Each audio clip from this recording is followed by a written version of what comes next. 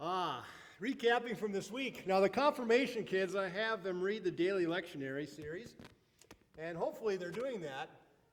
Hopefully. Anyway, we began with choosing Rebekah, and that's kind of interesting because a nose ring is involved, and a conversation with brothers are involved, and I guess it's different than it is now, right? I had a pig once, I put a nose ring in her. That's to keep from digging, but this is a different story. The marriage of Isaac, the birth of Esau, right? The two twins, and Rebekah's like, come on, Lord, give me a break. They're two fighting it back here. I'd rather be dead than have these. So anyway, Lord says to Rebekah, you know what? Jacob's going to be the one I put my line through. And guess who gets born first? Esau, right? But Jacob, meaning heel, grabbing the heel, holds on to Esau as he's pulled out of the womb. So he's not far behind. And then Esau sells his birthright. Didn't mean much to Esau. He said, I'm going to go hunting. I'm really hungry. And Jacob says, oh, this is good food. Would you like some? Oh, yeah, give me some of that red stuff. And Jacob said, okay, well then, give me your birthright. Okay, whatever it takes, I'm hungry. So he gives him birthright just right then and there. And so Esau gives up his birthright to Jacob, the second son. And then we have Isaac and Abimelech. We remember Abimelech from Abraham, right? What did Abraham do to Abimelech? This is Sarah. She's my sister. And then, of course, before Abimelech tries anything, the angel says, wait a minute. You can't touch her because that's Abraham's wife. Well, we have round two. Isaac does the same thing to Abimelech with Rebekah. And so I'm thinking Abimelech's going, now what is with these two? Abraham and his son Isaac. Can't they do something straight here? Now it brings us to all kinds of interesting things. Birthrights and blessings.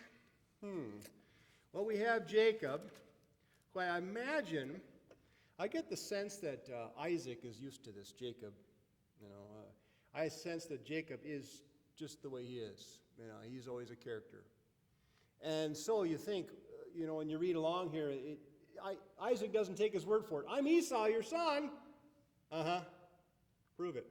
I can't really see, but I've got other senses. Come over here, let me smell you. Yeah, you don't smell really like, well, sort of. You feel sort of like Esau. Your voice is not quite the same as Esau, but let's see, 4 out of 5 is okay, I guess. And then here's your blessing. You wonder why this all had to take place. I mean, couldn't Rebekah be a little bit more upfront with Isaac and say, listen, let's sit down over some mutton and talk this through. God talked to me, okay, Isaac, and this is what God told me. Jacob is the one. I know he's your second born, and tradition and culture won't allow you to do the second son over the first son, but this is what God told me. Now, she kept it pretty much secret. And I wonder if that's all a part of the plausible deniability on Isaac's part. I didn't know. I blessed the wrong one. Really? I imagine Isaac was stuck in his tradition, in his culture. Firstborn got everything. And then the other kids, if they're women, the girls, forget it. They don't get much of anything. They do to get a dowry, but the second and third and fourth sons, they don't get much of anything. It's kind of second-hand blessings. Firstborn is where it's at.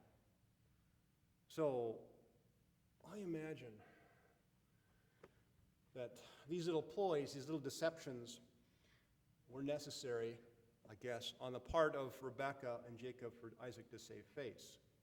Is that a way of looking at the scripture? Maybe. Never thought of that before. We think about God rewarding the deceptive, the unjust manager, and all those kinds of things, what's really going on.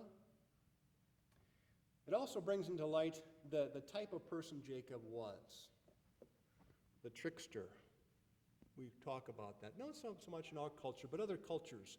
You've heard of the Norse god Loki, the trickster who played tricks and was crafty and all this kind of thing. The Native Americans have coyote and others too. And they talk about Brer Rabbit being a trickster of sorts. These people that kind of push the boundaries and kind of poke fun at tradition and poke fun of getting too steeped in what we think is so sacred but aren't really sacred. They call them sacred cows. Why do you do that? Because we've always done it this way. Why? I don't know.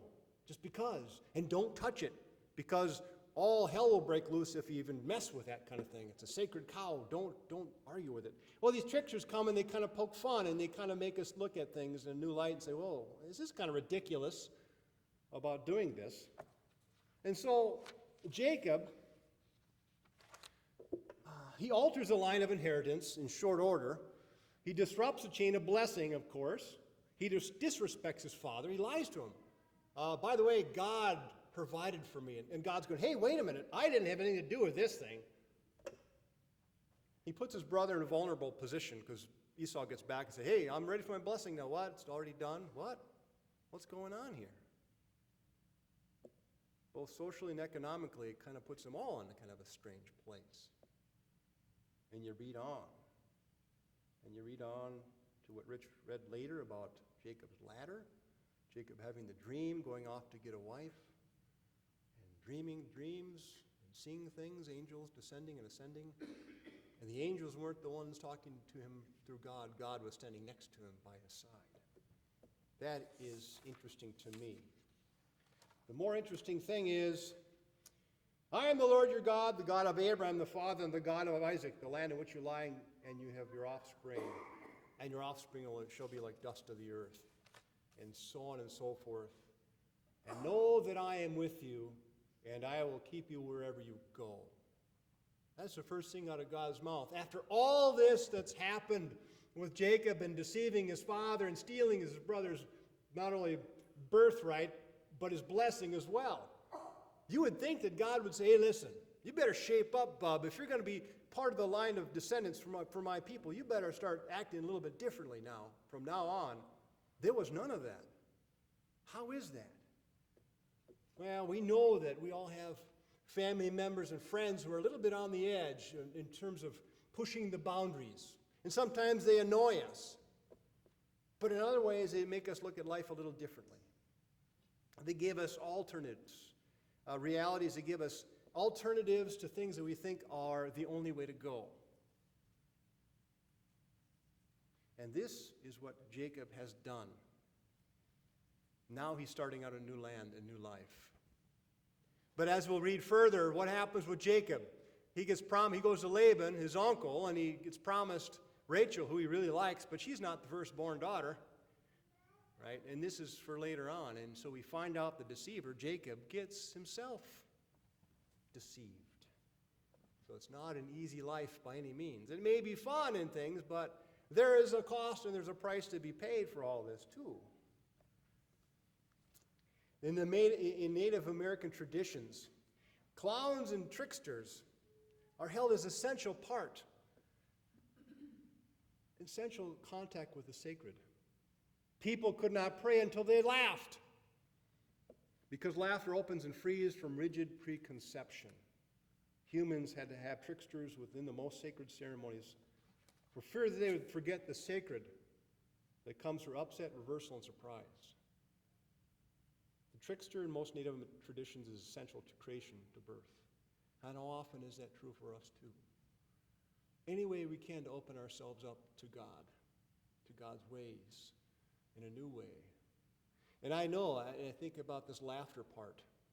You know, as far as I'm concerned, I learn more when I'm laughing. And the confirmation class thing, you got to get them laughing, otherwise they're zoned out, they're gone. You know, it's been a long day at school, and unless you get them laughing or doing something, they ain't going to learn a thing. They're just going to be doing off their own things. And that's true.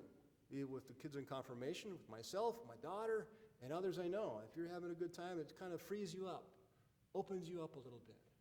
And that's what these tricksters often did. That's what people in our lives often do. They kind of poke, and sometimes irreverently, things that we held sacred.